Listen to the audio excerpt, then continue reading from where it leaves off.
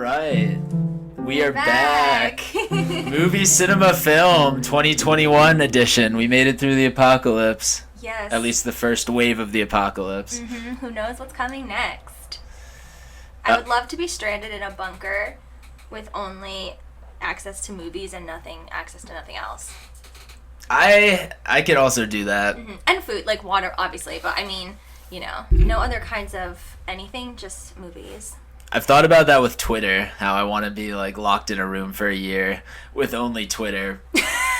No. But that would only be good if everybody else was on the outside, like tweeting about what was going on in the world. Okay. Because I feel like that's kind of suburban life, is you're just watching what people are tweeting about in the cities and stuff like that, and like whatever's trending on the internet among suburban America. Ooh, you know what would be interesting? A movie kind of like Room, where there's someone's been kidnapped and they're trapped inside, like right at the start of the pandemic. This is copyrighted, by the way. I'm not coming up with this just on the fly. Property of Movie Cinema Film, Exactly. LNH Studios, 2021. Yeah, Copyright. and we're both Aries, so we'll fight you. Anyway. This is true. It's about to be Aries season. Yeah, it's coming. So, yeah, I don't know. Maybe the kidnapper would be like, I'm just going to keep them here anyway because it's locked down, so whatever. And then maybe they have, like, access to... They couldn't have Twitter because then they would obviously be like, help. But maybe they get... The guy, like, lets them read the newspaper. And I'm saying it's a guy because, of course, it's a guy. Yeah, women don't kidnap like that. Usually not. Like, they kidnap, but not like that. right, not like that. Not in that kind of disgusting way. We kidnap in nice ways with pink bows tied around it. So, yeah, I mean, I think we need to develop that. I think so, too. Mm-hmm. And maybe it'll end up at the Oscars in a future year. Oh! Which, the nominations of that aforementioned festival was what spurned our bringing back the podcast. What a great segue. Yes, we're here to talk about the Oscar nominations and then also the not Oscar nominations that we feel should have been nominated. Yeah. But overall, like, what are your opening thoughts on the nominations? I can't complain. Like, considering how bad the Oscars have been in some years, I really can't complain with these Oscar nominations. I'm totally fine with it. Not a lot of surprises. Obviously, there were some surprises, and there were some snubs and whatnot, but there really wasn't that much that took me by surprise. Yeah, I think everything was basically what I assumed. Since everybody has kind of had the same situation with the exception of some people in the middle of nowhere who have had access to theaters because their theaters didn't close, everybody was basically watching films at home. So it was like the year that everybody was on the equal playing field, I think, the most. Okay, but I'm shocked right now. There were theaters that never closed? We could see movies if we want to. You want to go to the Williams Center over there? Well, now. It's open. Now, but you said never closed. Did that happen? Barely closed. There are theaters that were open through a lot of, like, since the summer. Mm-hmm. Like, since after... like, New Jersey has been relatively open. Like, people in New York City don't understand how open New Jersey has been compared to New York City. Like, New York City's been closed down, basically, right? In a lot of places. Yeah, the theaters, like the Angelica, the smaller theaters and stuff are just starting to come back. Yeah, so it's good that they're coming back for award season when they probably have the highest potential of getting people actually out there. Mm-hmm. It's just, I think a lot of people are excited to be out and going into crowds very quickly. Mm-hmm. Yeah. The last time I went to the movies was March 11th, 2020, and it was The Way Back, the Ben Affleck basketball movie, which I enjoyed. What was the last time you went? I saw Invisible Man, and I'd say that was probably the week before massive shutdowns, because I had AMC A-list, you know. And it's funny because, like, I was playing chicken with them because they kept saying they were going to start it back up once they opened back up. And I was like, are you serious? Like, you're really going to start this up when the first day you guys are allowed back, you're going to make us go and, like, pay this money? So I just, like, shut it down being like, oh, I'm going to shut it down, whatever. Like, this is probably going to go on for a while. And then they sent me, like, this threatening letter, like, you sure you want to do that? Like, you can't get it back for 6 months. And I, like, took the bet, and now it's been 6 months since I canceled, so fuck you, AMC. You guys lost that bet. That's stupid that you can't get it back until 6 months later. I mean, what is this? You know, it's not that serious. It's the movie theater, but yeah, I'm technically still a member. I recently got an email that said you have until July 23rd or something to decide if you want to keep your membership. Like, we'll automatically charge you in July or not. And I don't know. I hope in July I'll be like, yes, I'm super excited to sit inside multiple times per week with strangers, but I don't think so.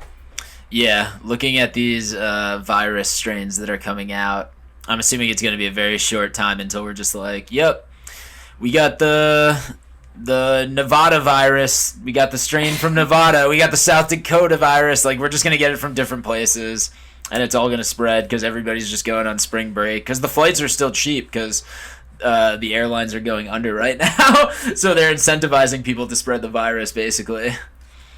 Well, my friend said that she is trying to go to Florida in the summer, and that the prices are astronomical because everyone's like, oh, in the summer, everything's going to be fine, we're all booking, and they're just counting on that. And she was like, I think we're going to have to cancel our plans because we can't afford the flights. I was like, why? I know a lot of people that are going on trips right now, and I probably will in April do like a trip driving somewhere, like one of the closer states, but I'm still not getting on a plane unless I literally, if I had a family member on the other side of the country or something that was dying or something crazy like that, then maybe I would get on a plane. But just to get on a plane for the hell of it, to go have fun, I just can't. I'm just not in that place. I don't understand that place. I think there are also different levels of vacationing too.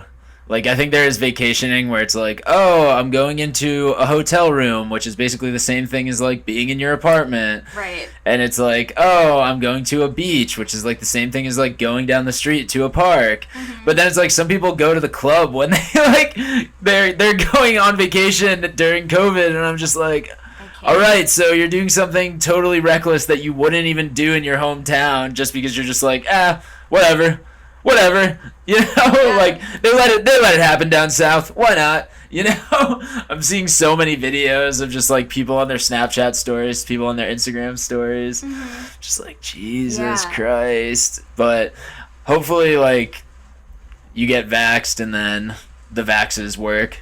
That's kind of the hope right now. I guess everybody's kind of focusing on that, but yeah. So the Oscars. Yes, the Oscars do have a lot of hope for us because we thought it was going to be a bad year in movies, and I think it ended up being a decent year in movies. So I was underwhelmed by the majority of 2020 movies that I saw, I think. And I don't know if that's because of my brain was just in a different place with the pandemic and the election and everything. Because actually in 2020, I read the least books that I have since I learned to read. So that is obviously a huge thing because it was harder for me to focus, and I just always was like, oh my God, I have to check the news and things like that. But the few that I really did love, I really loved. So I feel like I do have a few to rave about, but overall, when the nominations came out, I didn't have a huge feeling either way. Like, I wasn't like, oh, this is horrible, or, oh, I'm so happy, I love all these movies. But what I am happy about is the diversity, because there's all kinds of records this year. It's the first time 2 women have been nominated for Best Director. Same category, first time 2 Asians have been nominated in that category. I think Steven Yeun is the first Korean man ever to get nominated for Best Actor. The Judas and the Black Messiah is the first movie where the entire production team is black. There's been a lot of black stories nominated, but they always have a white producer somewhere around there. But this is the first time that an all-black production team has been nominated. So that's amazing. But also when these stats come out, I don't know, I try not to be a pessimist, but it always makes me sad because I'm like, oh, I didn't even realize that. That sucks. Yeah, I think I think we're finally getting to some years where we're changing the history so that we can string together some years of like good representation, so then we don't look back and say, wow, we sucked as a country, you know? Mm-hmm. Like, this is how it starts, you know? You get years like this, then this is just a normal year, mm-hmm. you know? And I think it's important to make sure that the stories keep getting told, because that's how you get diversity, like, across the country, because that's a lot of people in the middle of nowhere's connection to cultures mm-hmm. outside of their whiteness. Yeah. Is oftentimes just like watching a movie and being like, oh wow, like I'm gonna be more open to other cultures because I watched this movie about people who ride around in a van and talk to people, you know? Like mm-hmm. it's just stuff like that like starts to change the culture if people like watch that and feel positivity from it or see things in it, you know? Mm-hmm. So should we start with Best Picture? Yeah, we're going to start with Best Picture, the meat and potatoes of the whole ceremony. Yeah. Where your Oscars are eventually going to end. Right. So this category, I'm really happy that Sound of Metal got in there. You were one of the first people that told me about that movie, and you were absolutely right. It was so good, and it was one of those movies that I would expect... I thought it was going to be one of those movies that everyone loves. Like, everyone in the industry loves this movie. Everyone knows it should be nominated, but no one even expects it to be because the Oscars can be so boring and stuff. So the fact that it actually got in was thrilling to me. I didn't think that Minari was, like, a huge surprise or anything that it was in there, but I'm just really happy that it's in there. And then my favorite movie of the last year is Promising Young Woman, so I was so excited to see that in there. And then I think the rest of them... obviously we're just kind of shoo-ins, except The Father is one that everyone's saying is so great, but no one I know has seen it, so have you seen it? I have not seen it. That was definitely my one surprise, just by ways of nobody talking about it and not knowing anything about it whatsoever. It's not available to stream now at all, so that's why. I think it's going to be available March 26th, I looked up, so... Yeah. I don't... Like, I do and I don't get the hype of the trial of the Chicago 7. Like, I guess there are some, like, very, what is the word I can say that's not going to be offensive? There are a lot of people who have different types of intelligences than me who would think that the trial of the Chicago 7 is a great, like, movie for our time. And I'm glad that, that was not the only film from around that time that got nominated. I'm glad that Judas and the Black Messiah got nominated, because that would have been such a shame if the trial of the Chicago 7 was like the Chicago movie from that time. Yeah, I mean, we did an episode where we talked about that movie. I don't know when that was. We did probably October, November. That was not that long ago. If you're listening to this in the future, it is March 2021. And... I don't remember, like, almost anything about it. I mean, I know the story because it's a true story, right? But, like, I couldn't describe to you much from it. To me, it was totally... And I like Aaron Sorkin. I thought the actors were good and everything, but it completely went in one ear and out the other. Like, I don't remember. And I feel like you're right. I mean, of course, I don't want to talk down to anyone, but I feel like people who don't watch a lot of movies that happen to watch this because it's on Netflix and everything are like, that movie was so good. And I was just like, okay, because I really don't have... I'm arguing with too many people about, like, please wear your fucking mask. Like, I don't have the energy to tell someone, like, please watch something else. Yeah. Also, it's part of the Netflix mafia now. Like, there's this weird thing where it's like, oh, all right, so now this is what Netflix is going to try to plug, and it's going to get through because it's Netflix, and everybody works for Netflix, and Netflix gives everyone a paycheck. And, like, you kind of see that with Mank, where it's just like, all right, we got these two films that are just very much like, they're the Netflix picks. Yep. Mm-hmm. Netflix has great movies. Everybody was at home. Is The Father going to be on Netflix? What is The Father on? I don't know. Yeah, we don't know what that is yet. But same with, like, Sound of Metal. Like, I am excited about it. Like I said, it was a very cool film. I enjoyed it. I thought it was probably the most, like, complete film of the year, like, from start to finish, that, like, felt very put together. So I'm glad that it got honored because like I feel like a lot of the other films, they were great films, but they were very like choppy and like bouncing all over the place, a lot of going through time, a lot of disorientation in the narrative, kind of purposeful. But this film just felt like it had me from the beginning to end. But then again, do I want Amazon to win an Oscar? I don't know. I don't think so. But well, the thing is, I do, because I want them to produce more content that's as good as this movie. So obviously I hear what you're saying, but we just unsubscribed from Prime. We just did the divorce. Cut to my front porch that has like 5 Amazon boxes sitting on it right now. Yeah, so I mean, I guess we should touch on Mank because has the highest amount of nominations of any other movie, and that kind of makes me sad that that's the headline. You know, Mank leads the Oscar nominations, because we also did an episode on that, so we're not going to get into it fully. But I am disappointed because I do feel like there was a lot missing from that movie. It's the David Fincher movie that I probably want to rewatch least.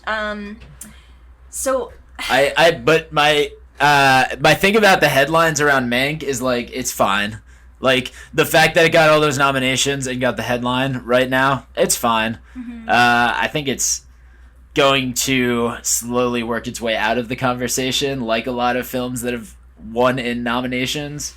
Really? The last couple of years. I don't think that's been enough the last couple of years to win, having the most nominations. Just because I think, like, yes, people do respect, like, oh, yes, a lot of craftspeople were involved in this, so, like, we should honor this because, like, it is in the top 5 in a lot of crafts, you know, mm-hmm. because it has David Fincher, who is one of the best craftspeople. But I think a lot of these awards are about the stories and about how unique you can be and how original and individualistic you could be. Mm-hmm. And I think like there's kind of a difference between the crafts awards where it's like, oh, who did this the best? And I think with a lot of the more artsy, like in front of the camera awards and like writer, producer, director awards, it feels like they have to kind of change the game with the actual like content more so, yeah, as opposed to the craft. You know what you're saying about the personal stories and the, you know, more character-driven movies and stuff. I would say that my top 3 personal favorites of this list, number 1 would be Promising Young Woman, number 2 would be Sound of Metal, and number 3 would be Minari. And then the ones I think actually might win are Trial of the Chicago 7, Mank, and Judas and the Black Messiah. I think it's definitely going to be one of those 3. I think it's going to be Judas and the Black Messiah, just because Ryan Coogler feels like he is very due to win an Oscar, and he is Justice for Creed. Yeah, exactly. Justice for Creed, Justice for Black Panther. In a year that people are honoring Chadwick Boseman, I feel like it makes sense for Ryan Coogler to get a producer's award when he's been making some of the best films as a director. And then he helped out Shaka King, who's also a producer of the film, so it's like he would get the win too. Mm-hmm. But I also loved Nomadland. I feel like it might be losing some steam, maybe. I don't know. But in the like awards race, but I still thought it was a great film. It didn't hit me as hard as I'd hope it would hit me, but Same. I think like knowing that a lot of the people were non-actors makes it feel more real, I think, than actually watching it. Because sometimes I was like, okay, well, like if you're faking this movie, this feels very opportunistic, you know. You're just like swooping in on these people who are struggling. Yeah. But like there was an essence of it where it was like, no, like we need to hear these stories, because like I think a lot of people, especially culturally, are just like, I know why Trump is president. It's because all of the corruption, and he's what we need to like change the country around. And it's like, this is like a political message that I think like everybody could get behind and be like, yeah, like there aren't really a lot of good jobs, and like the jobs are purposely seasonal because every company leaves town every time it gets expensive. And like if you lose one of your family members, then all of a sudden you're faced with a burden. And like that is something that a lot of people are dealing with. And I think like Nomadland, Judas and the Black Messiah, and Promising Young Woman maybe suffers from like being a year late maybe, and being in COVID times, and being like in a time that it's kind of been dominated by Black Lives Matter and stuff like that in the conversation, because like obviously Me Too is like a conversation that's been talked about a lot in Hollywood and stuff like that, starting with the Oscars in a lot of ways, starting around those conversations. I definitely want to talk about Promising Young Woman because I'm obsessed with that movie. And I also watched it last night fresh. Yes, perfect. Okay, but since we never did a Nomadland episode... we should also talk about Yeah, I do want to talk to you about it because I don't want to say disappointed, but I definitely, just like you're saying, I thought it was going to hit me harder, you know? Yeah. And I think I just would have, I love Frances McDormand, but I think I would have preferred the main character to be someone who doesn't have the cushion that she has. She has multiple people asking her to move in with them and everything. Her sister seems to be well off. The door's open at any time. And I understand that, you know, I understand the point of it, and I love the idea of a free-spirited person who's just like, I can't stay here in one place. I have to go. I understand that, but at the same time, I feel like it just would have been more compelling if this was someone who was like really, truly stuck. Like her car breaks down and that's it. She cannot go home and call her sister. There is no sister.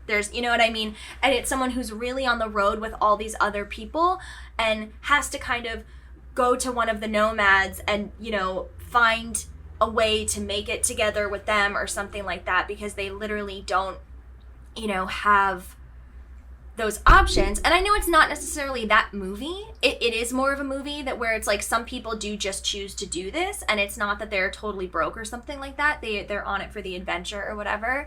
And I'm glad that they didn't go too far in that direction. Like I didn't want it to be an Eat, Pray, Love or anything like that. But I don't know. What are your thoughts on that? I think it was kind of like teetering on like the brink of homelessness, which like I think a lot of these people are, who like get themselves into this like kind of drifter lifestyle.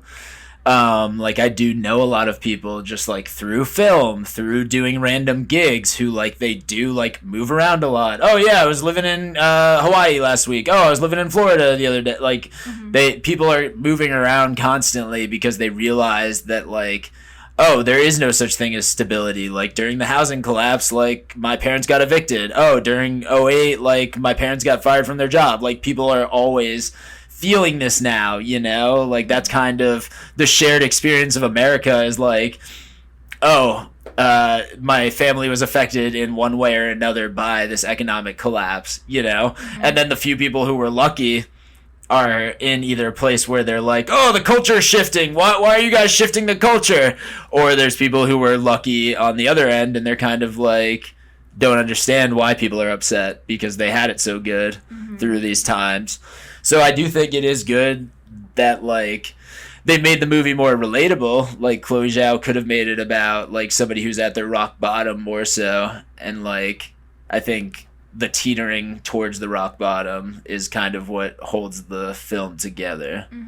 Yeah. I just found Sound of Metal so much more compelling because it is kind of similar with, you know, this isn't spoilers. This is like the basis of the movie, that he is losing his hearing because he's a musician. He's a drummer and he's in a metal band. And, you know, he lives in a...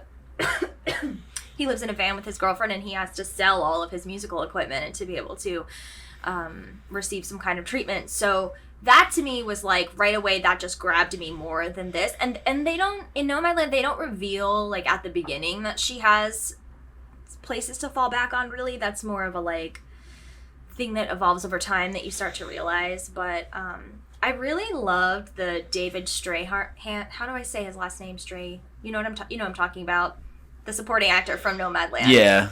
He's been acting forever. I actually, right before I watched Nomadland, I watched this older movie from the 90s called The River Wild with him and Meryl Streep. Have you seen that? No, I haven't. It's a lot. They just are on the river with their kid, and then Kevin Bacon and this other guy basically are like trying to do something bad to them. I don't know, like they've just committed this robbery, and it's like this crazy movie. So when I saw him in this, just seeing the difference between like him in a big budget, you know, movie with big actors and this, you know, all these technical elements, like being on a rushing river all the time and all that kind of stuff and everything that goes into that, then to see him almost 30 years later in this incredibly, you know, movie that's a little bit more, or a lot more stripped down and less Hollywood and all of that, it just really made me appreciate him as an actor. And I hadn't really appreciated him as an actor before. He was one of those people that I was like, oh yeah, I know his face, but I didn't really take note of him. So, you know, I would have liked to see him get in there maybe for supporting actor, because I felt like I connected more to him, weirdly, I think, than the Frances McDormand character. Yeah, I feel like he brought it together more and was a more grounded performance. Mm-hmm. Yeah. The Sound of Metal feels like it's kind of my Shape of Water pick, where I'm going into the Oscars being like, I wouldn't be surprised if this won. Like, I feel like enough people would vote for this because it's like, it is a well-rounded film and the craftsman did a good job on it. And it's just like, yeah, that's a film. That's good. You know, people would watch this, you know? I would much prefer that to win than Trial of the Chicago 7 or Mank, but I don't know. I don't see a lot of people voting for it, but if I was voting, I would vote for Promising Young Woman. But let's see, what have we not touched on out of all of these? I think we basically touched on all of them. So, Best Director, we have Thomas Vinterberg for Another Round, which I keep hearing about, but I didn't watch that movie. We watched it at the Hump House. Nice. And it was very enjoyable. Highly recommend it. I think it's on Hulu now for everybody to access. We paid the money for it because we had heard really good things about it. And it was definitely worth the watch.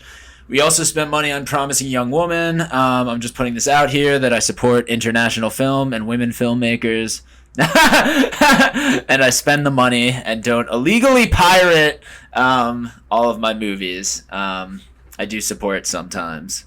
As a woman, I appreciate that sentiment, Jordan. Yeah, I'm like, it's tough to convince people to buy shit because like nobody has any money. So I don't know. I'm trying to like just hope that the karma goes back into the world if like you spend money on things as opposed to taking the cheap way out. Like people will spend money on you and then not take the cheap way out on you. But I know that's not how the world works. People will just scam you always. But oh my god, I'm not even gonna get into it, but people are trying to scam me all the time. Oh my gosh, all the time. I'm like, try a Virgo, it's not gonna be me. Anyway, so I didn't mean that in any kind of disparaging way. I love Virgos, but Virgos are like very sweet. Anyway, I think the director nominations were the best director nominations in a very, very long time. Okay. I think like, obviously, a lot of people were upset about Regina King, right? That snub on One Night in Miami. Also, One Night in Miami not getting, like, Best Picture either was a big snub. You know, this is her first time directing. Maybe it was just one of those things where people were like, it's her first time. She'll, like, this movie was great, so she'll get in another time, definitely, if she keeps directing, which I have heard that she is planning to do that, so... We have David Fincher. Obviously, he was going to get nominated. It's David Fincher. And there are things to admire about Mank. I mean, like I said, you can listen to our episode. There are things I like about it, but just not. Compared to the other movies, I'm just like, It's a period place for the wrong period right now.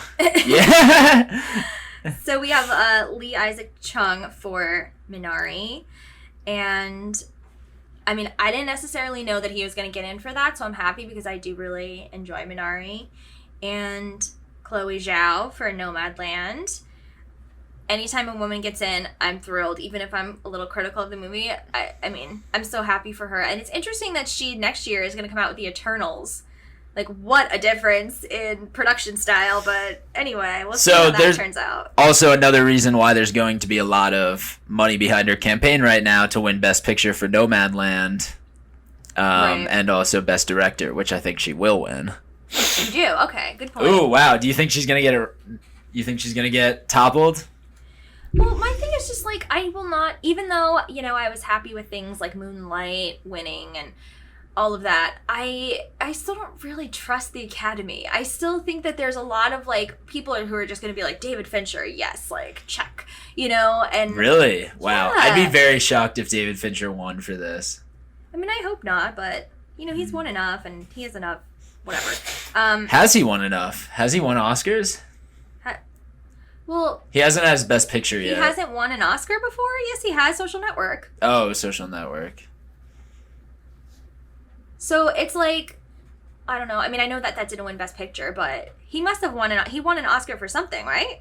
I don't think so. What? Wait, oh my god, we need to Google it. Because I just assumed, but now that you're saying that, I'm like, wait, which one did he actually win? Him specifically win for? Because I know I remember Social Network winning score, right? Trent Reznor. Honestly, like I love David Fincher. I just too. like I kind of wish he just didn't pick. Like I wish it wasn't this film this year. Like I like the film. It's a good film, but it just doesn't feel right. It doesn't feel right. It's like which one of these films is not like the other, kind of. Yeah. You're just like, okay, yeah, cool. Like thank you for making this film. We really need this. But like also this has a lot to do with intellectual property, so, like, you can fight any argument and say this is the best picture, you know? I could do that if I wanted to. I could say that it's also a film about toxic men and their relationships with Hollywood women and shit like that, but... Okay, so you're right. He has never won an Oscar. He was nominated Best Director for Benjamin Button, Social Network, and now Mank, and he has won...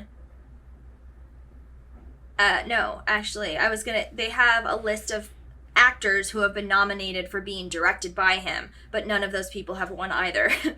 So, that's so funny that I'm glad that you pointed that out. He did win Best Direction at the BAFTAs for Social Network. He won several Best Director, Critics' Choice Awards, Chicago Film Critics Association, Dallas Film Critics Association. He's never won a DGA. He won Golden Globe, Best Director Golden Globe. So, okay. So you're right. So that just makes me more nervous because now I think that they're going to be like, it's going to be one of those nominations. It's like, look at David Fincher, or one of those wins. Look at David Fincher's body of work. We're going to finally give it to him. He's due. Oh my gosh. I don't think it's the he's due one. Because like Chloe Zhao has had great films also that haven't gotten respect yet. So I do think it could be her time as well. Well, also, it's like the Academy's time to be less racist and sexist and be like women can direct and foreign people can direct. Well, I'm with you. I don't really want her to win because I want Emerald Fennell to win, but I think that it's much less likely that Emerald will win. Even though I think her direction was better. No disrespect to Chloe Zhao, who's actually awesome, but yeah, should we talk about Promising Young Woman now? Yeah, I think so. So I think we could also move this conversation into like Best Actress and Supporting, or Best Actress too. Okay, yeah, we can talk about it for sure. Yeah. But because I think that's probably going to be a lot of our Promising Young Woman conversation too. Yes. So I think for all of these movies, everything we talk about, it should be no spoilers. If this is the first time you're listening to us, usually when we do our episodes, we talk about the movie for a majority of time without spoilers, and then we announce when we're getting into it. So we'll announce if we decide to go into that territory, but for now, I think just because this is like an overview, we're not going to get too deep. But next one that I have on here is Best Actor. So we have Riz Ahmed. Oh, wait, were we going to talk about Promising Young Woman more? Oh. Well, I'm just going down the list, like... Right here, like, we have Best Actor. Oh, okay, we're going to go in order. Okay, yeah. Okay. I mean, not sure why Best Actor is before Best Actress, but it's another question that I have for the Academy, but... It's not even alphabetical. No, it is alphabetical. It is? Oh. Yeah, I think so. Maybe not. Okay. I don't know. No, it is. So this is the Chadwick Boseman Award. Right, he's going to win. We all know that. But we also had Anthony Hopkins in The Father, Gary Oldman in Mank, Steven Yeun in Minari, and I'm so happy Steven Yeun got in there. I mean, you could watch that movie on mute. Not just because there's a lot of subtitles, but because beautiful. Don't watch it on mute because the score is possibly my favorite thing about the entire movie. But if you were to do that, you could just look at Steven Yeun's face and you would be thoroughly entertained and moved. So I'm so happy about that nomination. So many of us thought that he should have gotten in for Burning, but I think he was even better in this movie. So that would be, I mean, no, if obviously like Chadwick Boseman deserves it and everything, but if I had to pick one person to win, I would probably pick Steven Yeun. Although I also really love Riz Ahmed's performance. Yeah, Minari definitely also was a film that does not benefit from the year. I think if Minari came out like a year later, it would have probably been more successful in the award season. I think just because of like what you're saying with the Chadwick Boseman momentum, like Steve Yeun is definitely at a disadvantage. But like his performance was amazing. Really? And I think some of the like best portrayals of fatherhood that like we have in cinema, like that was just a very like the conflicts were just very real and just very grounded. Well, they earned it. We'll get into Minari then because we haven't done an episode of that, and we're clearly both fans. Yeah, no, I definitely when I saw that was my favorite film of the year, and I think like it's like my non-flashy favorite kind of. Is it still your number one? I don't really know what my number one is. I don't know. Like, yeah, like I'll get back to you on that after we have our full conversation. But no, I like it's up there. Right. It's up there. Yeah, I like it a lot. This movie made me cry, probably more than any other. Like the last 10 minutes, I was very, very moved. And because when I was watching it, I was like, this is beautiful, but like I'm not about to text everyone I know and say you have to watch Minari. But to me, the ending, which I won't reveal, obviously, like just tied everything together in just the most beautiful way, which is ironic to say because it's not like for the family. It's not tying everything up with a nice little bow and having this happy ending, but just the like his character, just the determination to get that American dream and to make this better life for his family, and he's so convinced. It's like farming. This is my thing. This is gonna, and it's just so interesting. And you could have it's like almost like another version of Marriage Story in a weird way, because you could have a conversation about how like, I don't know how long they had been married. I don't know if they specifically say. They do talk about like, oh, remember when we got married? But, she loves him so deeply that even though she's like complaining the whole time and she's like, look at this place that we live. I don't want to live here. I can't do this anymore. She doesn't really understand his passion, and she doesn't necessarily agree that this is what's going to make the perfect life for their family. Or I don't even know if he's striving for perfection. I think he's just kind of like, I want to be comfortable and safe and everything. And make sure my family is provided for.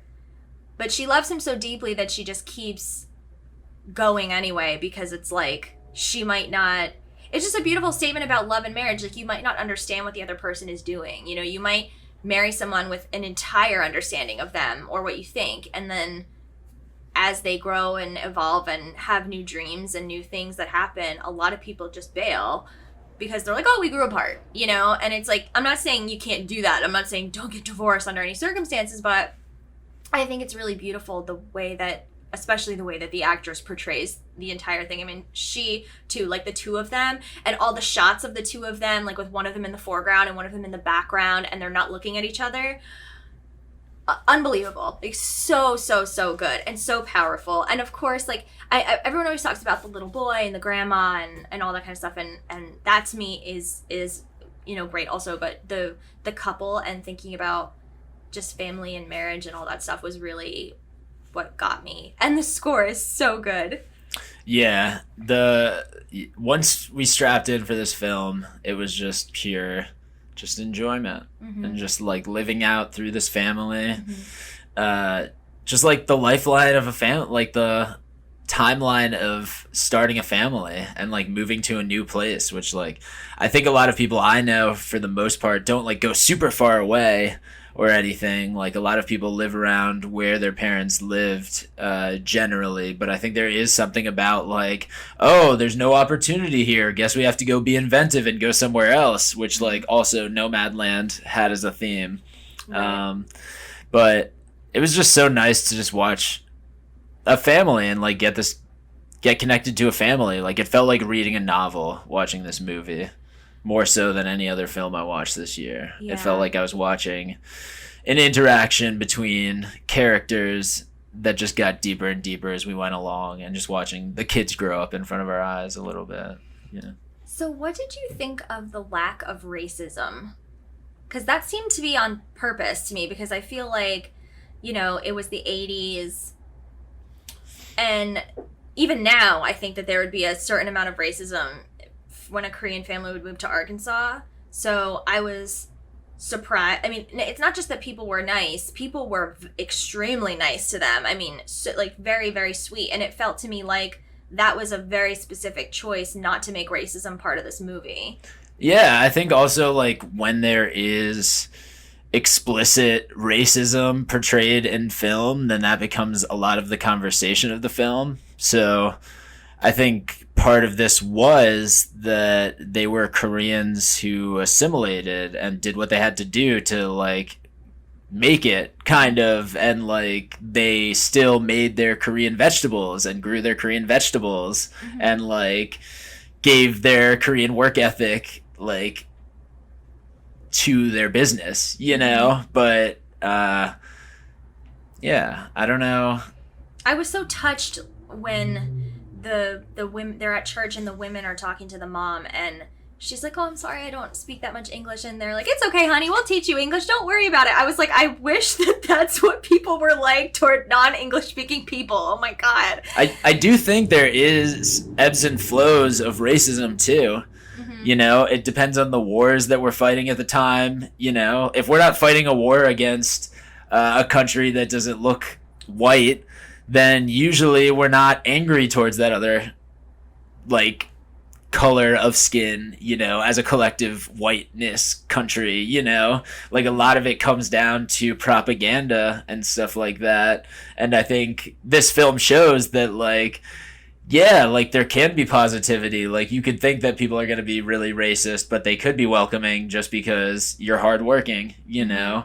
And, like, that is how a lot of people had to just get by, you know? Even if that's not the right way to look at the world, like, that might be how his family survived when they came to America and moved to Arkansas. And I'm not saying that if anyone's offended, I'm not saying that people in Midwestern and Southern states are always racist, but especially for 40 years ago. And I guess it's not just that it was that they weren't racist, just the fact that they were so overwhelmingly sweet. And I know there's the whole Southern hospitality thing. Like, I've been treated like that when I go down to the South. If anyone can't tell, I'm white. But yeah, I just thought that was very pointed. And I think you're right. It's good that that didn't become part of the conversation and we have space to talk about other things in this movie, because I could easily see certain things that happen in the plot that I won't reveal. I could easily see, like, problems come up, and I easily could have seen them taking the route in the screenplay of, like, well, this happened because some racist asshole did this. But that's not the case. And then the last thing I want to say, Will Patton as the cross-carrying neighbor / employee.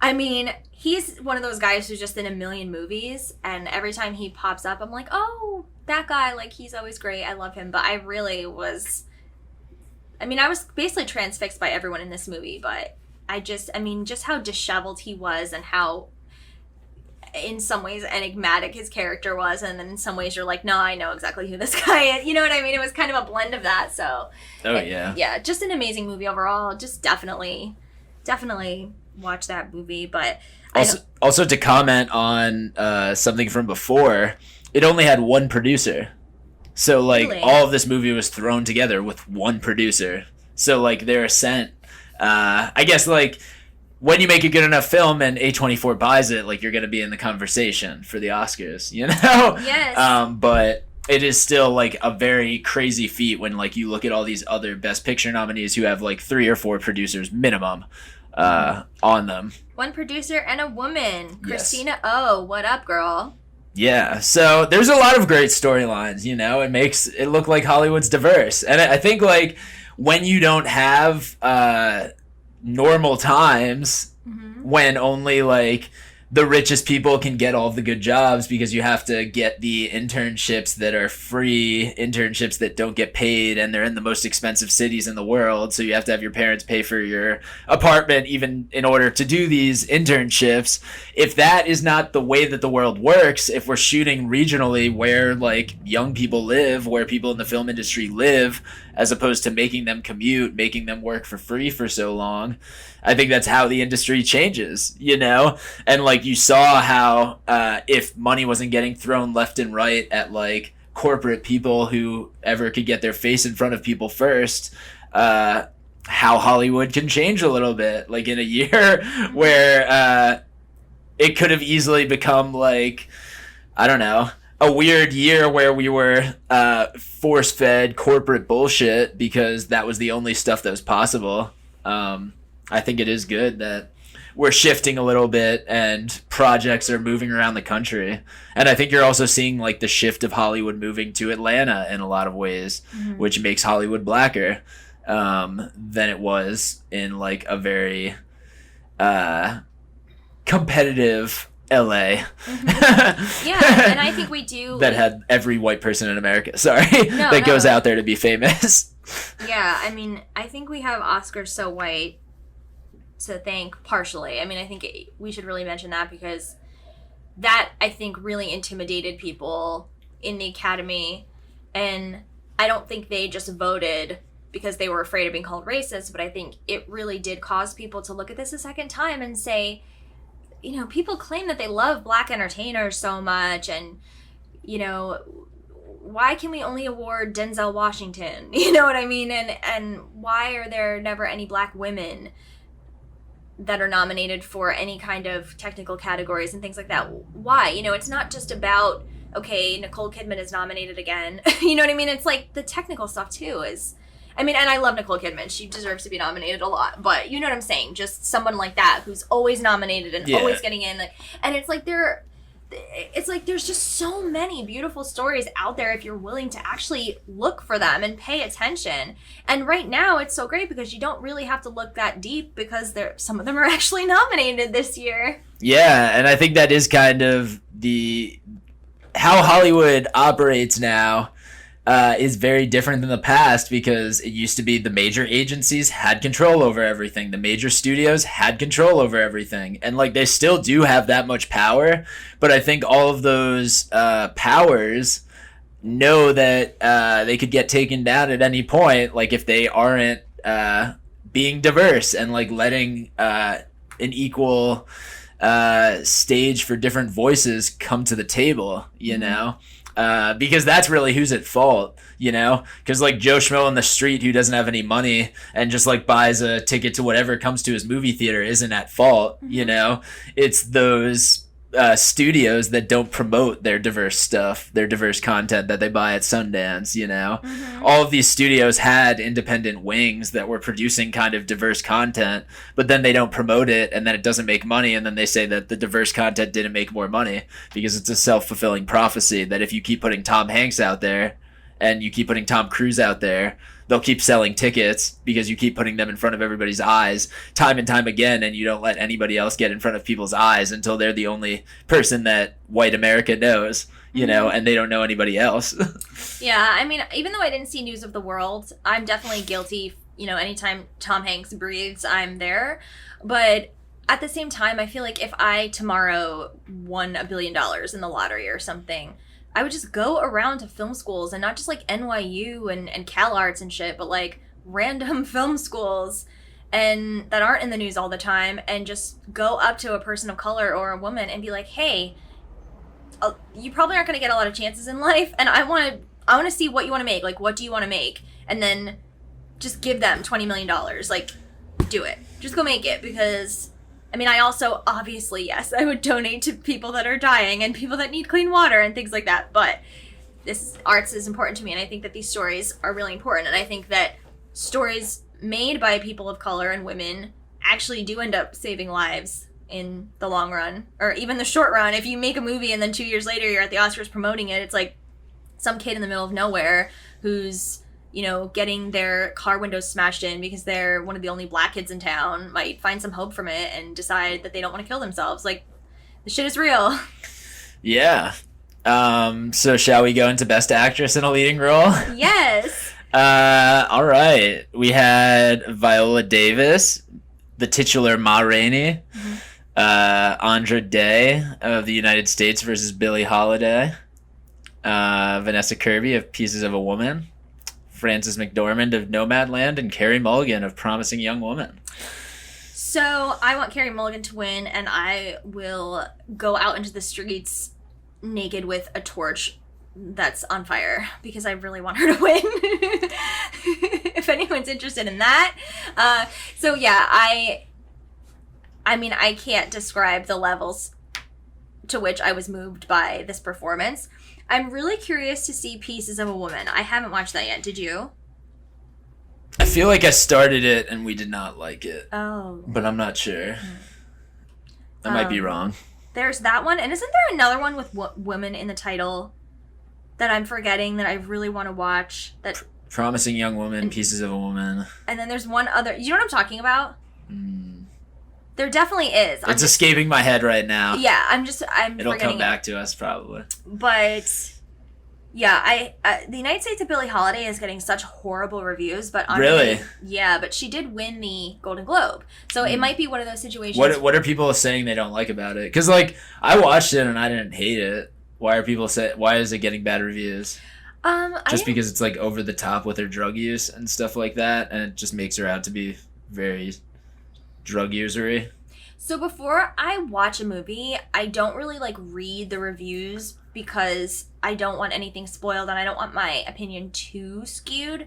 But like I'll just check out some of the headlines and like check out the score on Letterboxd, and I think I was just surprised that I wasn't seeing any praise really.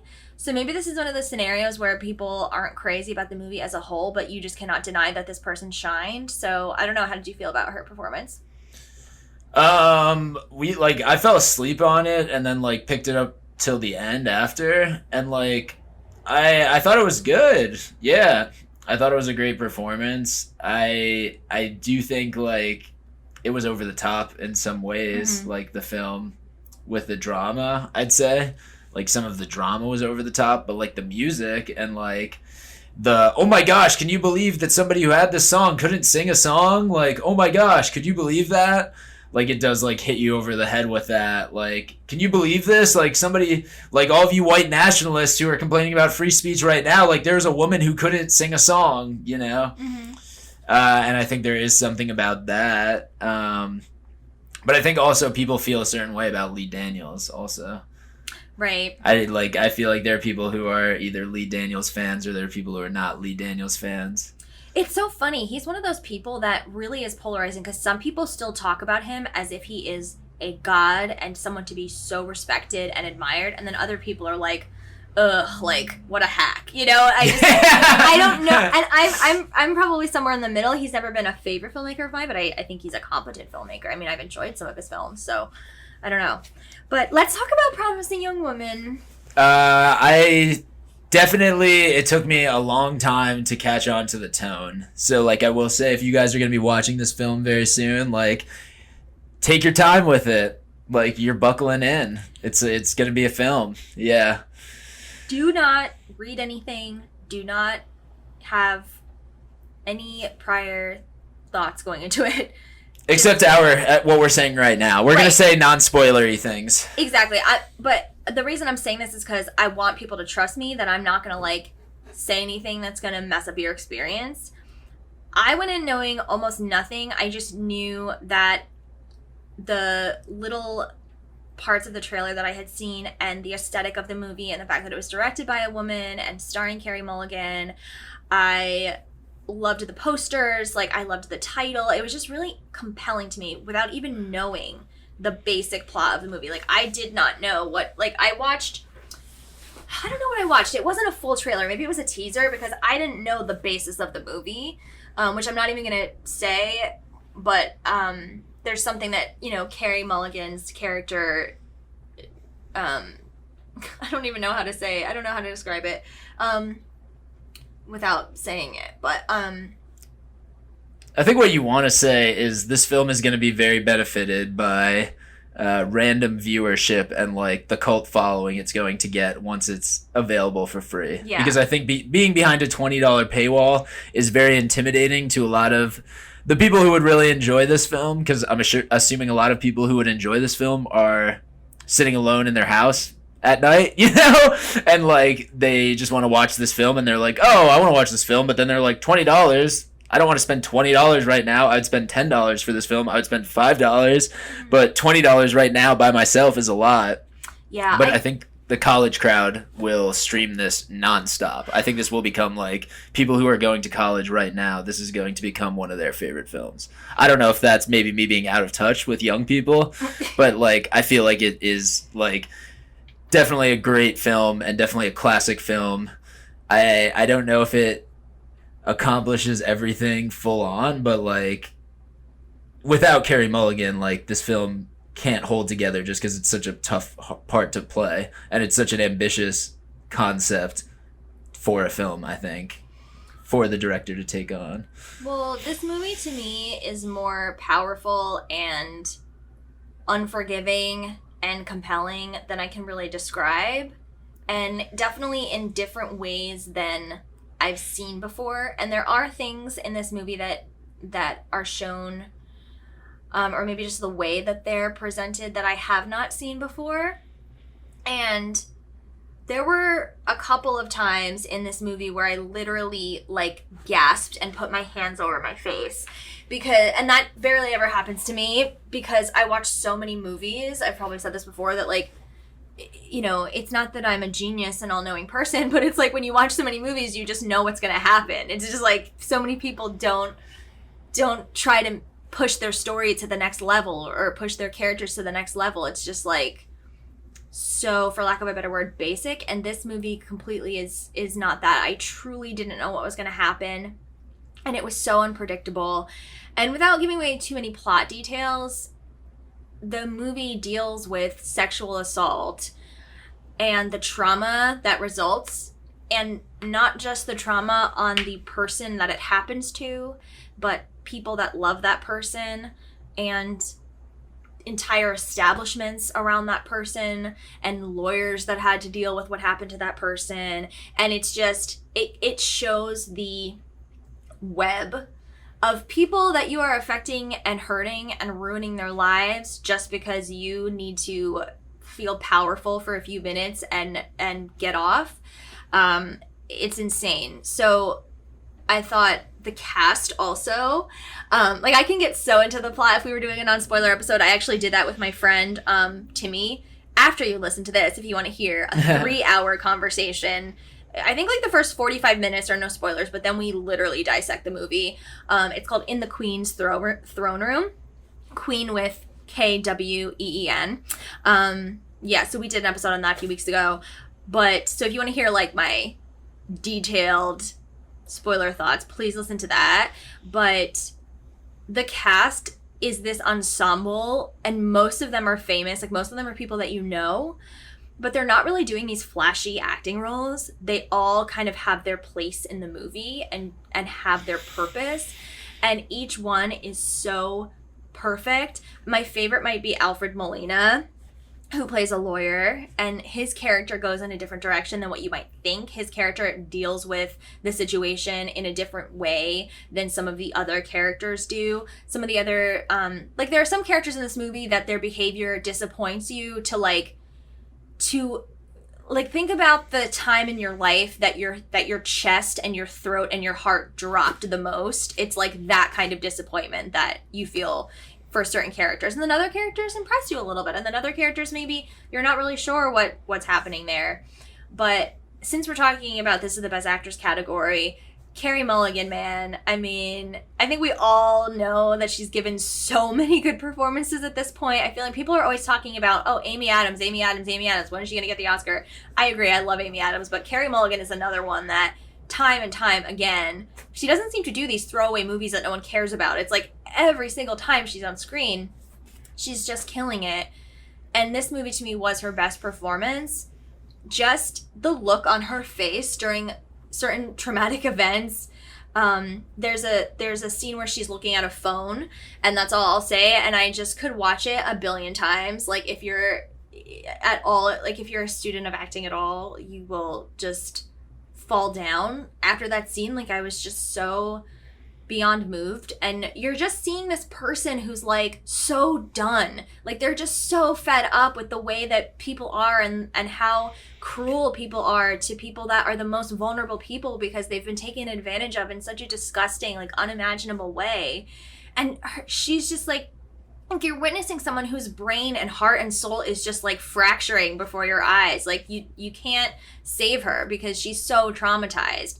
And you know, just when you may think that things are getting better, they don't. And that's not a spoiler, like that's what trauma is. Like, you can be completely fine and feel completely healed and not even be dealing with the same issues that you dealt with as a result of your trauma. And then one day you just see something or hear something, and it's like, that's why there are trigger warnings now. And I used to think trigger warnings were so stupid. I was like, oh my God, like the world is not rated PG-13. Like, you're going to get triggered. Like, you should deal with it. But it's like, that's not fair to people that experience this, because if you can make things a little bit easier, even a little bit, for people that have been through things like this, then you should. And I mean, again, like I could say so much, but I don't want to give any plot points away. But I will also say just about the look of the film, the entire aesthetic of the film. I think the costumes are so interesting, the way that they transform Carey Mulligan, but then also just like her character and her just like her natural state, like her daily wardrobe is really interesting because she dresses really girly, and there's like a lot of pink and florals, and you just wouldn't necessarily expect that. Like, without giving anything away, I would think her character would maybe dress differently based on her trauma. Like, she might dress like she didn't care anymore, like she was just broken, and I would think like so much of her energy would be focused on what becomes like her life's mission to try and somehow avenge things that happened. I would think that she probably wouldn't be like that, but the fact that they made her character dress this certain way is so interesting to me. And even like all the set design, her parents' house, it's this like weird, it's like this weird girly, old-fashioned, like part grandma house, part like trying to be royalty with like golden fixtures and things like that. It's just so interesting. Like, every choice that they made was so obviously pointed. And when you have a story and characters that are so powerful and so involved, I feel like a lot of people sometimes will just, like, a lot of productions don't put as much thought into those things. And this, you know, completely, it was just like from top to bottom, everything about it to me just really worked. And that wasn't the case actually when I first watched it. I remember I was like so stunned and I didn't know how to feel, and I just like had so many different emotions, and I didn't immediately put it on my favorites of the year list because I was like, I don't know how I feel. Like, I'm feeling so many things that I don't know what I feel. But watching it again and then watching it a third time and thinking about it, like I think about it almost every day. It just really stuck with me. So I hope I didn't just hype it up too much and people are going to be like, what the hell? When they watch I'm probably going to watch it again just because I got it on Amazon and they made you buy it. Oh, fuck, why did I buy it on Amazon? No, we were either going to buy it from the devil, Amazon, or Apple. But yeah. Great film.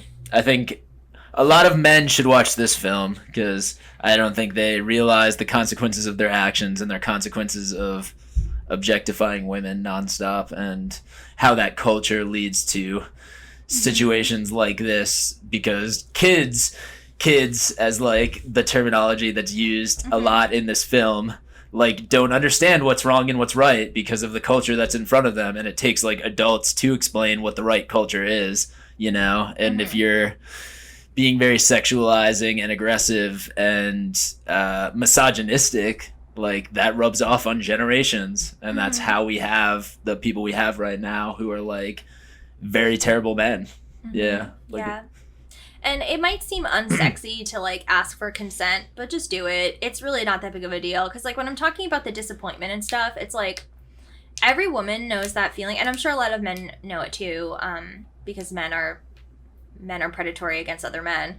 That feeling of meeting a guy, and no matter how you feel about him, whether you think he's a friend for you or you think it might be more...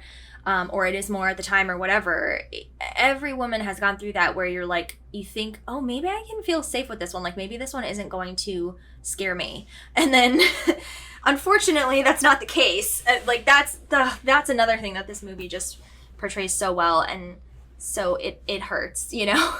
Yeah. It really does. All right. Well, now we're on to Best Actor in Supporting Role. Interesting category. Yes, the most head-scratching category. Sacha Baron Cohen, Trial of the Chicago 7, playing an improviser. Shout out an improviser. I'm assuming he's getting more of a Borat nomination, but everybody assumed Chadwick was going to win, so people are just playing the odds with going into supporting actor. Then we have Daniel Kaluuya, who is the Golden Globe winner. Leslie Odom Jr., who a lot of people have been hyping up a lot and like his performance and singing, I think. Paul Raci and Lakeith Stanfield. Your boyfriend! Yes, who I did not think was a supporting role in this, but I guess he kind of is, because it's both of their names. So that's the Judas and the Black Messiah equally supporting each other, and there is no lead. They cannot exist without each other. That's the thing that everyone's just so... The main takeaway is, like, why is this a supporting nomination? But, look, however you gotta get Lakeith in there... I mean, nobody cares. Yeah. Like, it needed to happen. I mean, I mean, I don't feel like I need to say anything else because I feel like you are the biggest Lakeith fan in the world. So no, I just think he's icon level actor. So it's like good to get him in there right now because over the next 30 years he's gonna play some of the most iconic roles. So I think it's just like good for us to be able to become more acquainted. The normie people who watch the Oscars can now know who he is more so. You know, he's not just the guy who's in Get Out. He's in a bunch of great films, you know. And I'm glad that he's breaking out of that. And I'm glad that Atlanta's coming back soon. Which, like, everybody just forgot about Atlanta because he's been doing so many movies. And the press has been surrounding that. But he's also one of the most iconic film actors, or TV actors, I should say. He is. Yeah. He is. And I'm so happy because, honestly, I feel like he's the kind of actor that... kind of like I was talking about Sound of Metal, that like everyone in the industry knows how great he is, but he's the kind of person I would expect not to get nominated until he was like 50 or something, because the Academy sucks. So the fact that he's getting in so early makes me so happy. And obviously, I mean, I think Daniel Kaluuya is going to win, especially because he was already nominated for Get Out, and I think a lot of people were pulling for him to win for that one as well. But Paul Raci, I mean, that performance in Sound of Metal, I mean, I could watch him forever. I mean, it was just so moving, and he was, I mean, it's not that Riz Ahmed wasn't, but he was the beating heart of that movie. Yeah, it was amazing, his performance. And also, I think he really brought the humanity to the film. And, like... I think a lot of people could relate to the being an artist and like losing your ability to hear or whatever, but his perspective is like, well, I'm the person who has to take care of all these people who lose this. Like, I have to make them feel okay. You know, they can't just make it go like that. Aspect is very rarely, I think, talked about, and just like the emotional labor, also talking about a promising young woman of people's trauma and like going through that and constantly dealing with people who are dealing with loss. To truly embody that takes a lot, and it takes a toll on people if they're playing it the right way. Yeah, I can't imagine going through what the main character goes through in that movie, and to have to have the supporting performance there as someone who's a guiding light and who's kind of almost like a guardian angel, but not in that sweet, loving way. In a very, look, this is the way that it is. This is what's happening to you. Like, you have to understand that this is happening to you. And the Riz Ahmed character's just like, nope. He's like, we're not. And I completely relate to that because I have always been I am a performer. I'm a creative person. There's nothing else in the world for me. I don't want to do anything else. I'm not interested.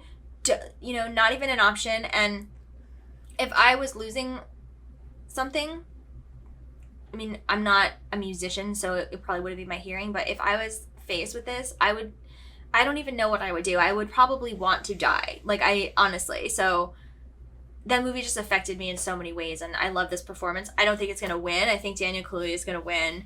And then I think nominating Sasha Baron Cohen, like, he's such a great actor. I know a lot of people hate his performance in Chicago 7. Like I said, I don't remember that movie, but I feel like in our episode, I maybe said that his performance was great. Because I always think he's great, so I don't know. I really don't remember. I'm sorry, people. But his character wasn't even like the real It wasn't even like the It wasn't focus. even based on the yeah, it's weird. I thought what's his name? Eddie Redmayne. I thought he was really good. I think a lot of times when people act in multiple films, they get their supporting role. They get their role in the wrong film. Yeah. In their nomination, Also, I guess this is. Did we wait a second? No Jesse Plemons, right? No. Yeah, so that's probably he's probably somebody who will have his day down the road. And no nominations for I'm Thinking of Ending Things. I'm not really surprised. The movie seemed like it could win awards when we were like, oh, there's going to be no films that come out this year. But then once they extended the deadline, it kind of seemed like, all right, it's a normal year. Warner Brothers has a big-ass film. Like, Netflix has a big-ass film. Amazon has a big-ass film. Hulu has a big-ass film. Mm-hmm. They're all competing against each other. Let's go at it, Yeah. I do look forward to a future repeat viewing of that movie, though. I think about it from time to time. Not as much as Promising Young Woman, but still. Anyway, so we have Best Actress in a Supporting Role, and this, to me, is the category that's kind of, like, wide the fuck open. Like, I don't know what the hell is going to happen here. So we have Maria Bakalova for Borat, Glenn Close for Hillbilly Elegy, Olivia Colman for The Father, Amanda Seyfried for Mank, and Yejung Yoon for Minari, who is the grandmother, not the wife. Not that the grandmother wasn't amazing. I really wish that Monica, she played the character of Monica. I really wish that she got some love because she really blew me away. But, what are your thoughts? Like you, I think it's wide open. I think there is some weird momentum behind Maria Bakalova just because of what she was able to do with Rudy Giuliani. And, like, I think a lot of people probably feel like that was her acting to coerce people into doing what she wanted. And I think Borat in general and Sasha Baron Cohen has been an important part of TV and, like, movie history. And, like, these pranks have been an important part of history, international history, in a lot of ways, and how America views the world. So maybe not awarding him, but awarding the supporting actress who he lobbied for a lot and obviously wanted to get this award.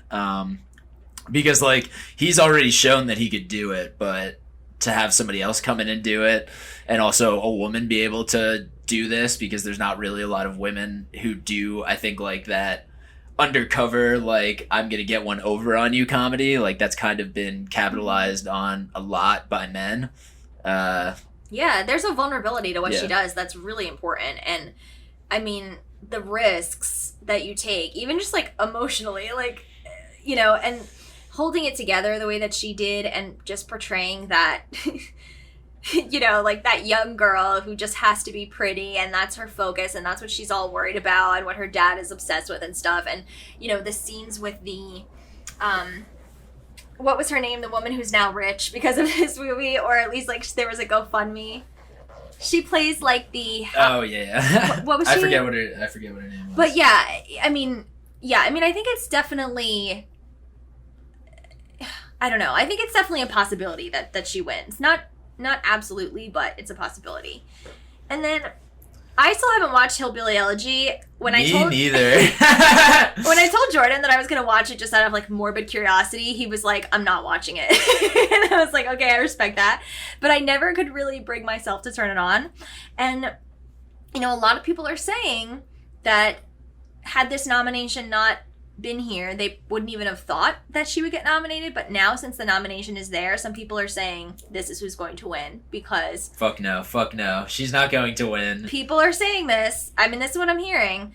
I have not seen the movie, but I'm also hearing that when people say she's going to win, it's not because they're like, oh, she's like the bright light in this movie that sucks. They're saying she sucks in the movie sucks, the screenplay sucks, there was nothing she really could do, but she's just one of those legacy actresses, and that she might get it just because people, when you're around in Hollywood for 60 years, people love you and then they just vote for you. So that could happen. I mean, I hope not, but then again, I haven't seen the movie, so I don't really want to say that she sucked in it when I don't know, but that's what other people I've heard, so.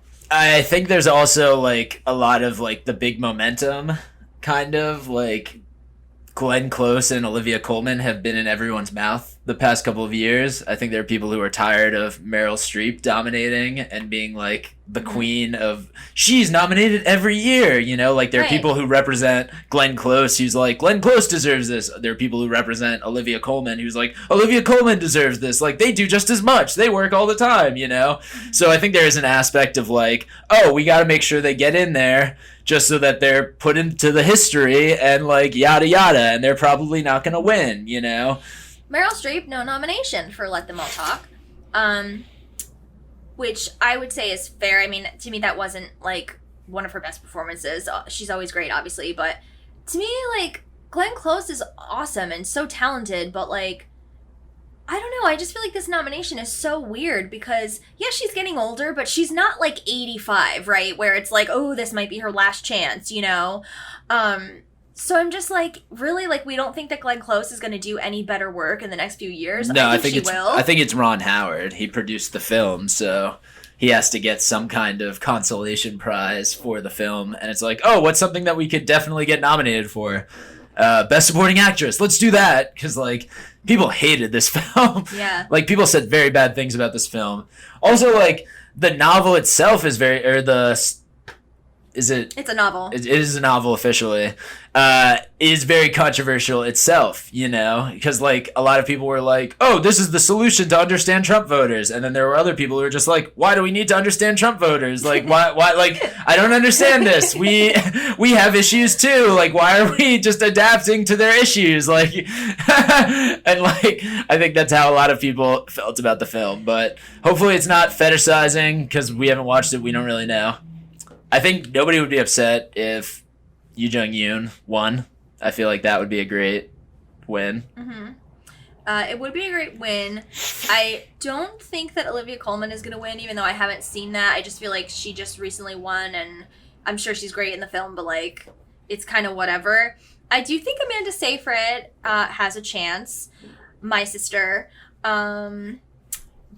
And to me, honestly, like, she is the reason... I mean, I don't want to say the reason to watch Mank, because, of course, like you're saying, there's a lot of craftsmanship in that film, and there's a lot of technical things about that film that are great. And I love old Hollywood, so I enjoy that part of it.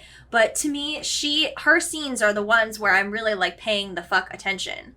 Like, you know, she really was the best part of the movie for me. I mean, I think if you compare her performance with Gary Oldman's, like, it's not even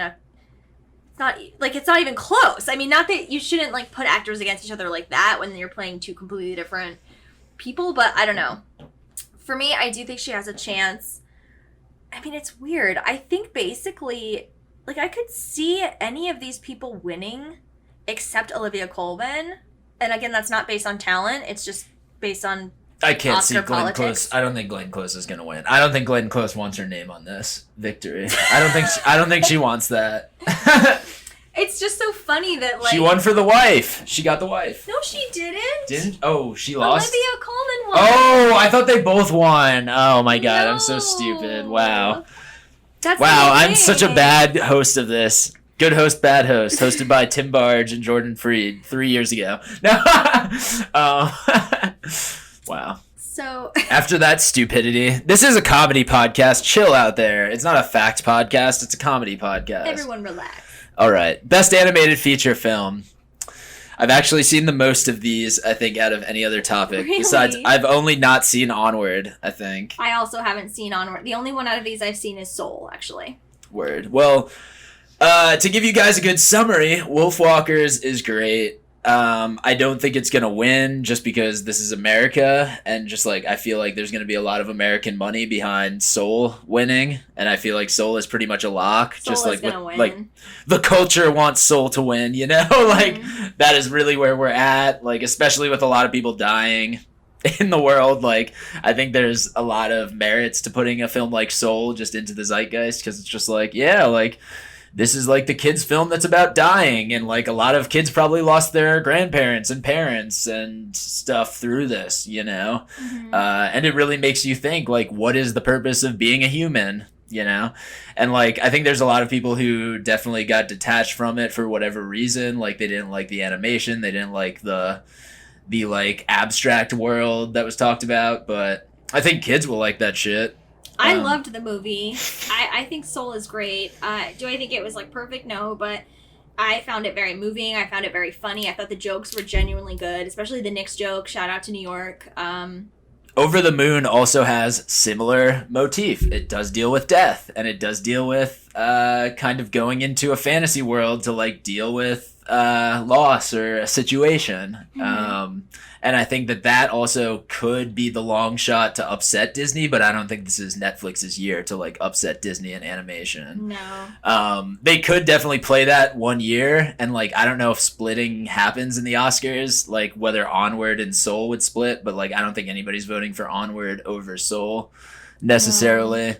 And then Shaun the Sheep, it's just like, yeah, we get it. Wallace and Gromit, you won your Oscar. Like, we love you guys. We love you guys. Keep making them. Like I said, I can't speak on them because I haven't seen them, but I am happy that Soul's gonna win because I did really enjoy the movie. Yeah. All right. Best adapted screenplay.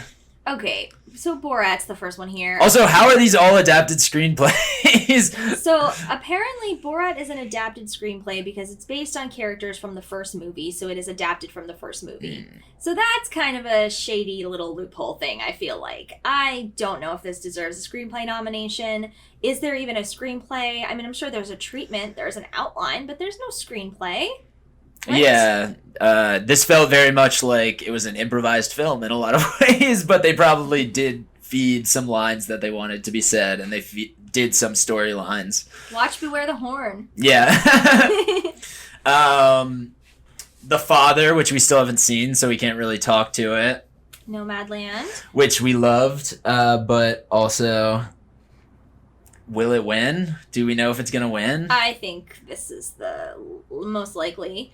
But we also have One Night in Miami, Kemp Powers, and The White Tiger, which is Ramin Barani. So I haven't seen The White Tiger. Neither have I, so we can't really talk to it. And I guess that was a blind spot in our watching this year. We should watch The White Tiger. Well, we still have time. We can do, we'll do it's like on Netflix.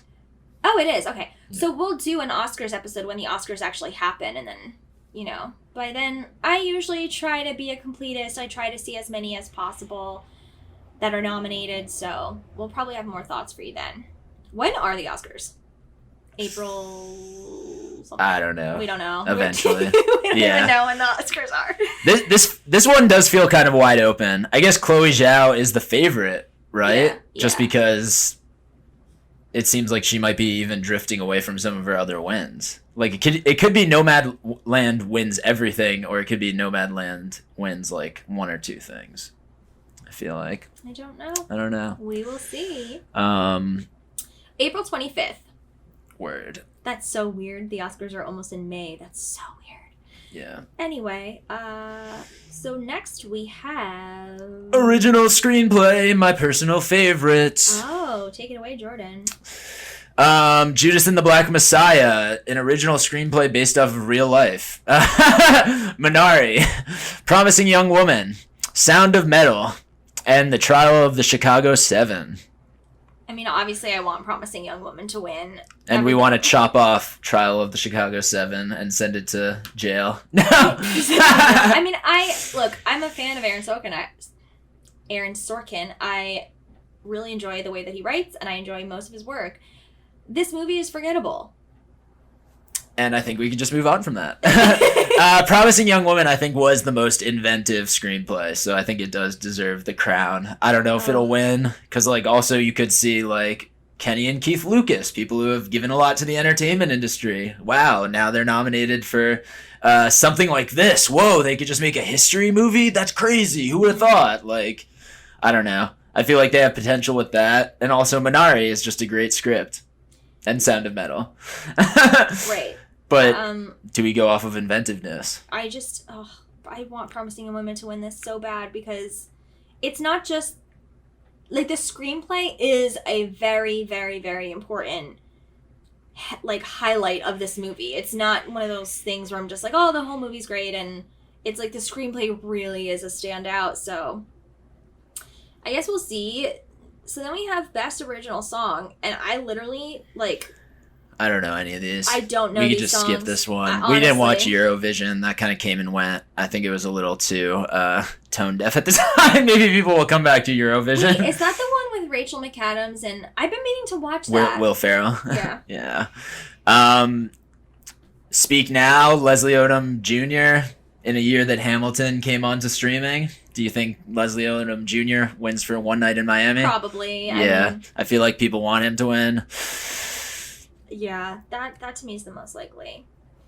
So Best Original Score, this is a great category. We have Da 5 Bloods, Terrence Blanchard, Mank, Trent Reznor, Atticus Ross, Minari, Emile Mosseri, News of the World, James Newton Howard, Soul, Trent Reznor, Atticus Ross, and John Batiste. Shout out to Trent Reznor and Atticus Ross, double nominees. Code for Soul is going to win. This usually happens. Beautiful. Beautiful soundtrack score, but Minari is my choice. I mean, ugh. Did you see News of the World? No, I did not. Me either. I'm not that compelled to watch it, but I feel like people within the past maybe 2 weeks or so, I keep hearing more praise for that movie than I have this entire season. So I probably will get to it. It's Tom Hanks, and I always enjoy him. But what do you think about the Da 5 Bloods snubs? I don't know if they're all snubs. Delroy Lindo, like, that's the one that is probably the closest to a snub, I'd say. Like, I don't know if this is Spike Lee's best movie. It's definitely, like, back to Spike Lee's, like, more inaccessible films. Not saying it's, like, inaccessible to me. Like, I thought it was fine, good. Really? You think it's more inaccessible than his other films? I think that, like, if you're not old, you do not like this film. I don't know if that's true. I don't know. I think this is definitely for older people. Really? Like, it has a lot of, like, old humor in it, I think. But don't not to be ageist, like, I just think it is, like, about, like, older people kind of hanging out. And, like, once again, this is why Chadwick Boseman deserves the Best Actor this year in his final year, also, because it's like, oh, wow, he was in this, too. Right, but don't you feel like it's kind of, like, I get what you're saying, obviously. It has 4 guys that were in Vietnam at the lead, right? But I think that it kind of has a sharpness and a you know, interesting stylistic choices that I feel like a lot of people that are more traditional didn't like. And I really liked it. But I feel weird about the stylistic choices also. Like, I feel weird. I feel like they stuck out like a sore thumb sometimes, which is, like, kind of Spike Lee's thing, is, like, he'll add something in there that's, like, crazy that makes you just be like, whoa! Mm-hmm. And then all of a sudden you're back into the story or something like that. But, I don't know. Like, I don't know if it was Spike's year, but, like, it was. Or whether it was the year. BlacKkKlansman. Yeah, and I don't know if it's. Did he? Wait, he did, right? He won an Oscar for that, yeah. Oh, I just think that this film was not maybe the right year. You know, like, maybe it's not the year to talk about war's impact on us. You know, I think it's probably just the wrong time. Like, maybe if this film was a couple years before, it would have been more relevant. But that's what you have to remember, too. Like, a lot of this is just, like, the culture conversation and, like, who could sell the most tickets to their movie, you know? And that's why people push these films. And Netflix obviously had a lot of other films they were trying to push, and they probably did not push this hard enough if it didn't get nominated. Yeah. I mean, he won adapted screenplay for BlacKkKlansman, and I have to say that, like, I'm not even dissing BlacKkKlansman, but, like, I feel like I would rather watch the Da 5 Bloods, like, 3 times in a row than watch BlacKkKlansman right now. Like, and it's a good movie. Like, I still think it, I don't know. I guess I'm just saying that I think Da 5 Bloods got snubbed. And, I think, like, the most obvious glaring one is Delroy Lindo. So, we are moving on to sound. So, we have Greyhound. Sound of Metal, Mank, Soul. What is Greyhound again? It's on Apple TV, and it's like a boat movie. Okay, and then News of the World. So, I mean, Sound of Metal has to win, right? Like, can they please not fuck this up with Mank? Yeah, I think Sound of Metal is going to win, just because it was trying to do something ambitious. Like, you could say Soul creating a universe is pretty cool, and, like, with the jazz elements and, like, the New York City sounds in a time when you can't really go to New York City willy-nilly and just be walking around and hearing people talking, that is, like, an aspect of Soul that I think gives it merit. But when it comes down to it, Sound of Metal is probably not going to win a lot of things, if anything, and, like... They need to win this. Yeah, in a movie about music and a movie about losing your hearing, like, it should be the sound editing here. Mm-hmm. So, best costume design, we have Emma, Mank, Ma Rainey's Black Bottom, Mulan, and Pinocchio. Justice for Promising Young Woman. That's what I would vote for costumes. And also, honestly, interesting. I feel like Birds of Prey could have gotten, if they had, if they wanted to have some fun, Birds of Prey could have gotten one, but... I don't know. I'm really not passionate about this category at all. I think Ma Rainey will probably get it. I don't know. I really like... I just don't... It's not really a tight costume design year, I don't think. I didn't even know a Pinocchio movie came out, by the way. Is it foreign? Maybe it's foreign. It's an Italian movie. Ah. Okay, so we have... Yes, very foreign. So the shorts, I literally have not seen... any of these shorts. Me neither. I think we should probably just watch them soon. I guess, like, some of them are available to us, but it's not like the traditional you could just watch whenever. Yeah, and I don't know if they're gonna have the thing where they show them all in the theater, Yeah. Maybe. Yeah, maybe from home you could do it, but yeah, we're not gonna really talk about shorts, I guess. If we haven't seen any of them. Too.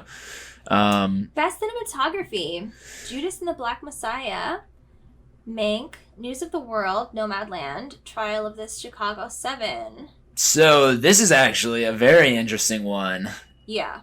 Because, like, Minari got left off, which is probably the most beautiful film of the year, but I guess so Nomadland wins by default because of that. Yeah, I think Nomadland is going to win. I think also there's a chance they could give it to Mank. I wouldn't say Judas and Chicago 7 have a huge chance, and then News of the World I haven't seen. Yeah, the Trial of Chicago 7 is kind of a head-scratcher. It's just one of those movies, like, it's just one of those Hollywood royalty movies where people are just, like, I don't know, like, I just feel like there's not a lot of thought sometimes put into it, where it's just like, oh, like, this is just gonna get all the nominations.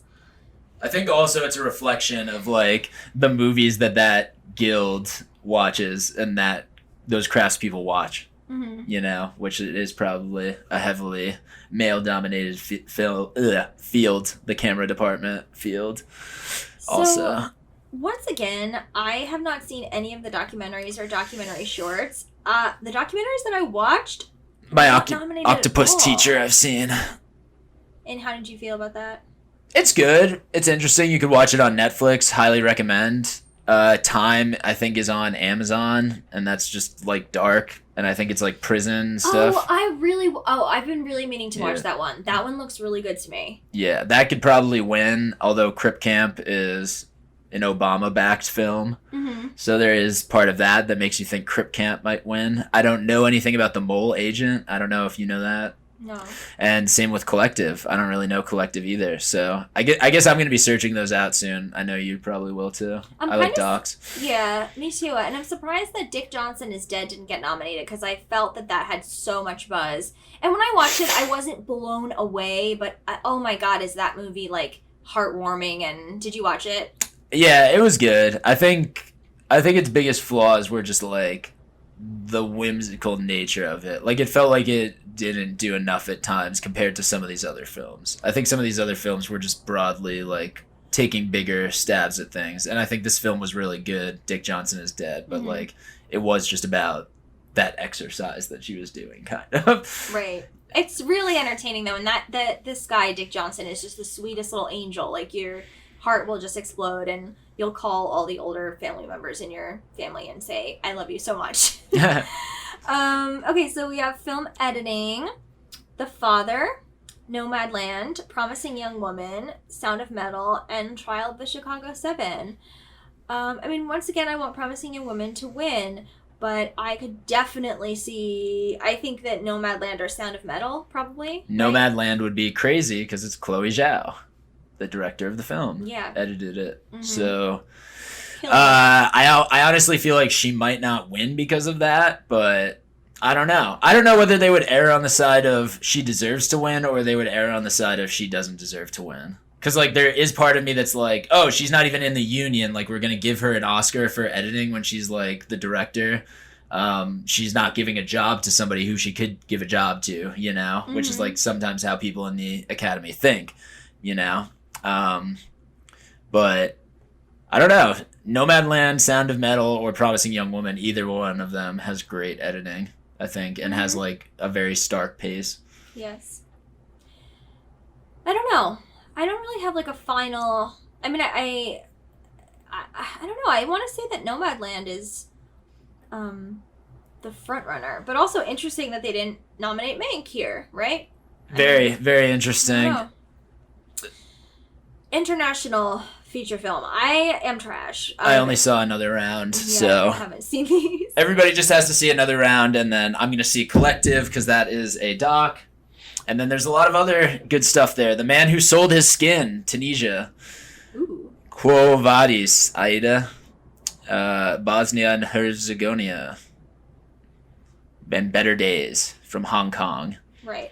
Which, Hong Kong feels like, just given coronavirus and also the protest in Hong Kong, I feel like that politically, like, I'm going to watch that film. That might be something that could upset Another Round, but I'm assuming Another Round's going to win just because everybody's been hyping it. But maybe Collective wins since it was nominated for Best Documentary.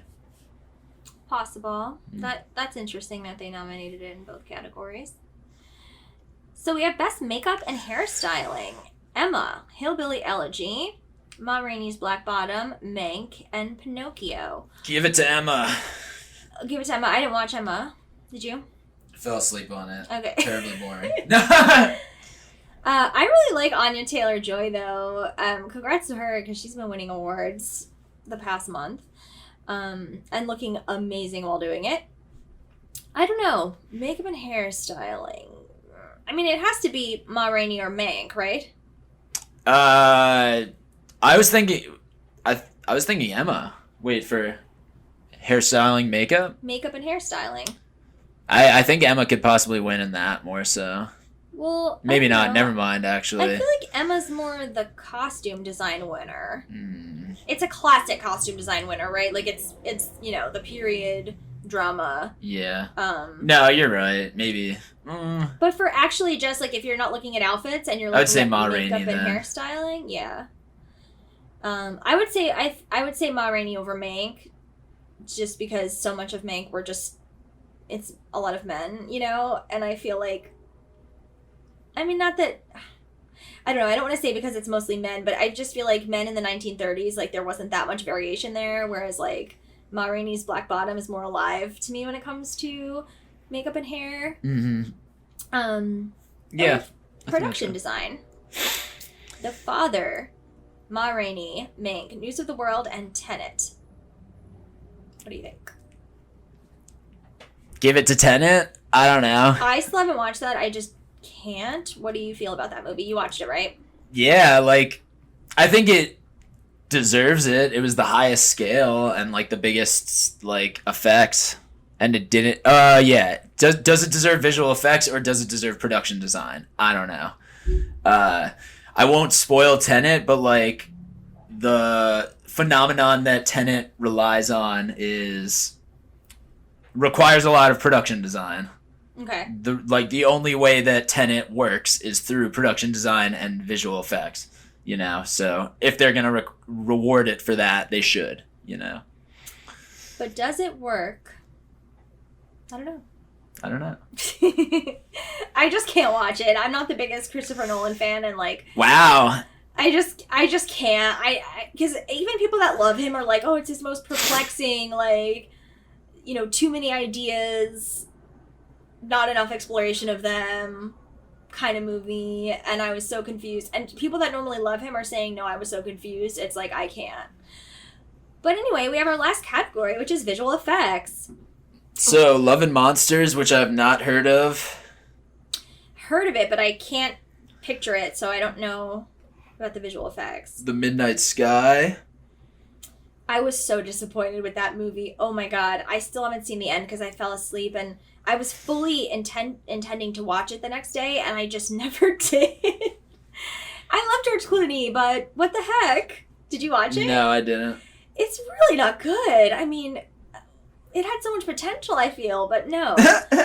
Then we have Mulan. The one Did and not only, see. I didn't watch that either. But the one and only Ivan, what is that? I don't know either. Yeah. So then we have Tenet. I mean, that's definitely the front runner. I would say long shot Mulan, but Tenet, I think.